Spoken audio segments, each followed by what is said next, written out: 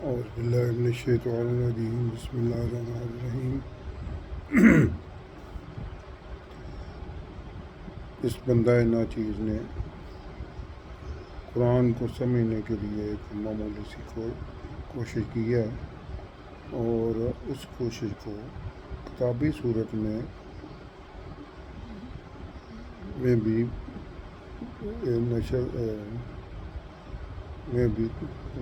شائع کیا ہے۔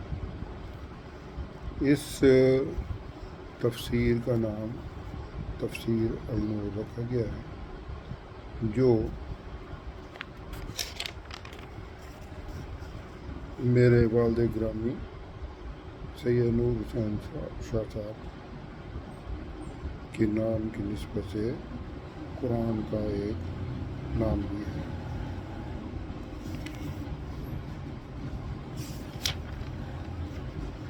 اس میں بس بندہ ناچیز نے سب سے پہلے ترتیب القرآن کے عنوان سے قرآن کریم میں موجود مکی و مدنی صورتوں اور اس میں موجود قرآن کی منزلوں کے بارے میں وضاحت کی گئی ہے۔ منزلیں کچھ اس طرح ہیں۔ قرآن کی منزل، پہلی منزل سورہ الفاتحہ کے بعد پہلی 3 صورتیں سورہ البقرہ سے سورہ النساء تک ہیں۔ دوسری منزل اگلی 5 صورتیں ہیں سورہ المائدہ سے سورہ التوبہ تک۔ تیسری منزل اگلی 7 صورتیں ہیں سورہ یونس سے سورہ النحل تک۔ چوتھی منزل اگلی 9 صورتیں سورہ بنی اسرائیل سے سورہ الفرقان تک۔ پانچویں منزل اگلی 11 صورتیں سورہ الشعراء سے سورہ یاسین تک۔ چھٹی منزل اگلی 13 صورتیں سورہ الصافات سے سورہ الحجرات تک۔ ساتویں منزل اگلی 65 صورتیں سورہ کاف سے سورہ الناس تک۔ مختصراً یہ کہ قرآن پاک کی منزلوں کی ترتیب میں ایک اللہ رب العزت نے ایک اصحابی نساء 3، 5، 7، 9، 11، 13 اور 65 مد نظر رکھا ہے۔ 65 بھی 13 پر تقسیم ہو جاتا ہے۔ اسی طرح قرآن کو مکی و مدنی صورتوں کے 7 گروپوں میں بھی تقسیم کیا جا سکتا ہے۔ ابتداً یہ عرض کر دوں کہ جن صورتوں کو مکی صورتیں کہا جاتا ہے، ان صورتوں میں آیات کی کثیر تعداد مکہ مکرمہ میں نازل ہوئی، اور اسی طرح مدنی صورتوں میں مدینہ منورہ میں نازل ہونے والی قرآنی آیات کی کثیر تعداد شامل ہے۔ یہ بات خارج از امکان نہیں کہ مکی صورتوں میں کچھ آیات مدینہ منورہ میں نازل ہونے والے قرآن کی ہوں اور مدنی صورتوں میں کچھ قرآنی آیات شامل ہوں۔ البتہ مکی صورتوں میں اکثریت حصہ مکی قرآن پر مشتمل ہے، اور اس طرح مدنی صورتوں میں اکثریت قرآنی آیات وہ ہیں جو مدینہ منورہ میں نازل ہوئیں۔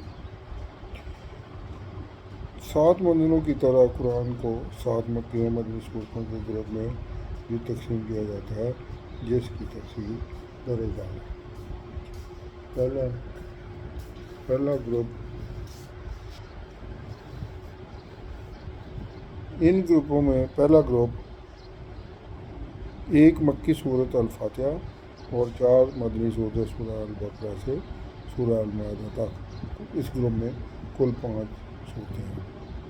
دوسرا گروپ 2 مکی سورہ الانعام اور سورہ الاعراف اور 2 مدنی سورۃ الانفال اور سورہ توبہ، کل 4 صورتیں ہیں۔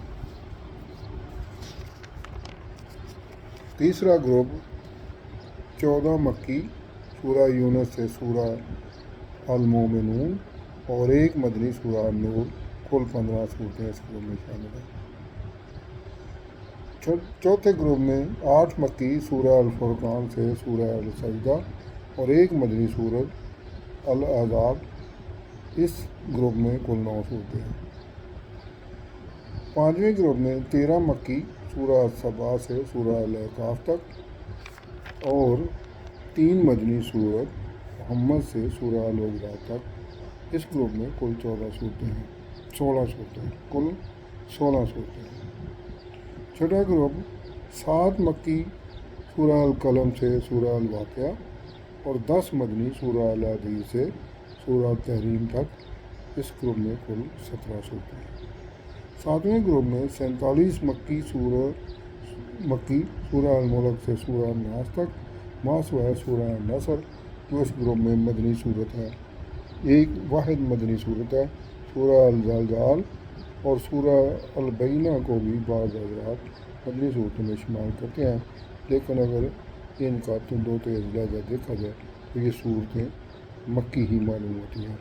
मज़ीद बना जैसे पहला ग्रुप 1 मक्की सूरह अल-फातिहा से शुरू होता है, इसी तरह 7वां और आखिरी ग्रुप 1 मदनी सूरह नसर पर इख्तिताम पज़ीर होता है। इस ग्रुप में कुल 48 सूरतें हैं। 92 मक्की इस हिसाब से 92 मक्की और 22 मदनी सूरतों के बनती हैं। इस ख्याल को इस बात से भी तक़वीद मिलती है, मेरे इस ख्याल को इस बात से भी तक़वीद मिलती है कि ये एक हुस्न इत्तेफाक है। हुज़ूर अकरम सल्लल्लाहु अलैहि वसल्लम के नाम नामी इसमें गिरामी मोहम्मद सल्लल्लाहु अलैहि वसल्लम की अददी तादाद 92 है, जिसमें मीम के 40, ए के 8, फिर मीम के 40, दाल के 4 हैं, जिनका मजमूआ 92 बनता है। और आप सल्लल्लाहु अलैहि वसल्लम की अमली तबलीग के साल भी 22 हैं। अगर क़ारीन किराम सामीन किराम तादाद 86 मक्की और 28 मदनी सूरतों की रखना चाहें तो भी ठीक है, बहस नहीं है। इस जायज़े के बाद अब कुरान का मुतालिया शुरू करते हैं।